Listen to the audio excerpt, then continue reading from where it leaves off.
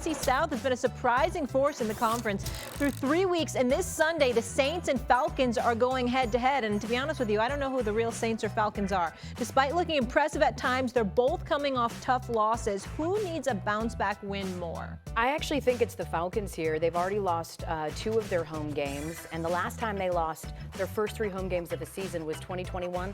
They went on to be 7-10 that year.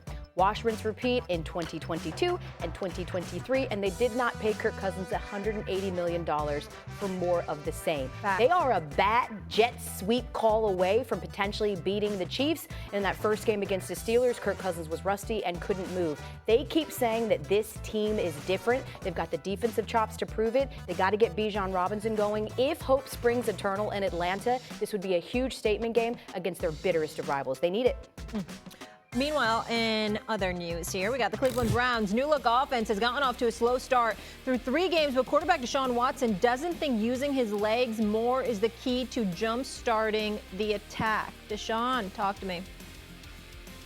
I'm not a running quarterback in a sense. I can make things happen, but I'm not trying to run. I'm not a running back. That's not my specialties. You know, they signed me to throw the ball, make decisions, and be a quarterback, not a runner. To be clear, they signed you the most guaranteed money ever. Stephen A., do you like or dislike Deshaun's comments there? Oh, I like it. I appreciate it. I want to give him a round of applause. I really do. I'm so touched. You're a quarterback, and you're letting the world know your job is to throw the football. Oh, my God. You heard that epiphany, Swagu? You heard it, Elle? I mean, I'm shocked. Yeah, I'm shocked that that's where he's going. I mean, we didn't know the answer to this question, okay? This is breaking news, Deshaun Watson. This is breaking news. Let me tell you why it's breaking news. Since he arrived in 2002, 15 starts, almost a full season, 59% completions, averaging 184 yards per game, 17 touchdowns, 11 interceptions, 53 sacks, a passer rating of 79, okay? Let me go a step further.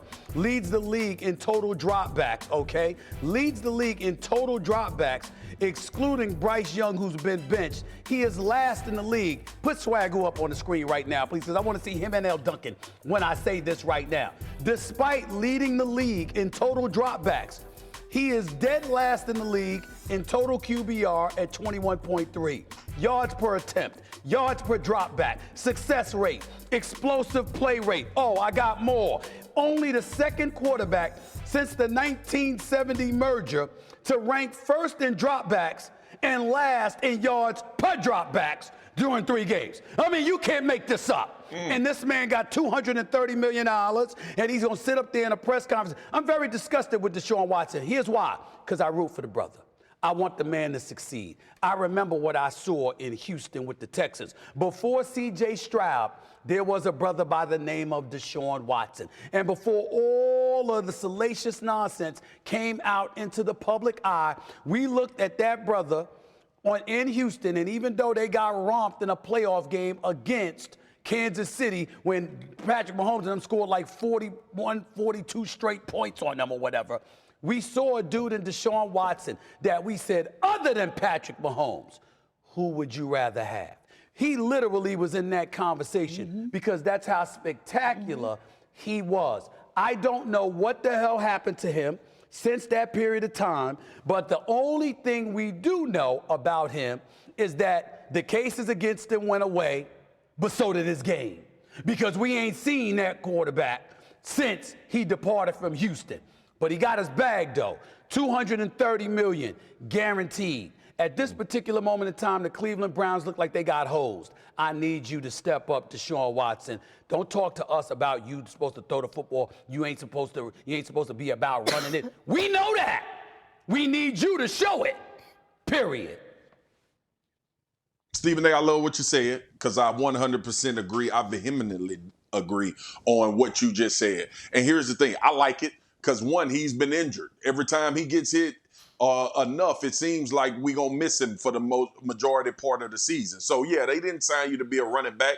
Actually, it's unfortunate that you had one of the best running backs in the backfield in Nick Chubb, who suffered an injury that we saw, and we knew he was a budding star and a star. Here's the issue, though. Deshaun Watson is a low-tier quarterback now. And I think we've been fighting this feeling of hoping that it would come back and he would show some semblance of being the guy that we thought he was in Houston. Those days are gone, bro. It's over. And when you think about it, can he play competent enough to help this defense that should be really good and has really good players and carried them for a large majority of the season last year? Can he do enough to keep them in contention to hopefully have a playoff game? And sometimes, Stephen A., and over the majority of the time that we've seen, no is the answer to that. So as far as the question, he answered the question the right way. They don't pay you $230 million guaranteed to be a running quarterback. They pay you in order to be efficient, push the ball downfield. Problem is, he ain't doing that at a very high level. And that's why the contract and the money continues to come up. And let me say this, Elle, before you go. For everybody out there that thinks, oh, y'all always talk about the money. We talk about the money with every quarterback. Every time the other one get paid $250 million and they get this guaranteed money, we bring the damn contract up as well. So he's not immune to being talked about like all other quarterbacks are talked about when they get a sum of money and they not living up to what they were paid. Trevor Lawrence ain't living up to it right now. We just talked about him and what he needs to do. It ain't just in Deshaun Watson situation where we talk about this. When you get paid, you got to show why you got paid. Well, and the market already showed that it was the worst contract given to a quarterback of all time, which is why it did not reset the market. But I'm going to borrow from the good brother Stephen A. here. The unmitigated gall for him to sit up there, as incredulous as he was, I'm a throwing quarterback, when you're not doing that particularly well. For that amount of money, if they ask you to become a kicker, you need to start doing plyometrics. When you look at what his strong suit is, because again, everything that we're doing when we talk about Deshaun Watson is looking at his resume from the Texans. When he was there from 2017 to 2021, he had 1,677 rushing yards, and he ranked 6th among all quarterbacks. Now, about 400 of those were actually on design runs. So is he right? Yes. And you're right, Swagu. Is he coming off a shoulder issue? He talked about that as well in the sound that we didn't show, that he doesn't think that his coach, Stefanski, is going to put him in a position to do that, considering he's coming off that shoulder injury.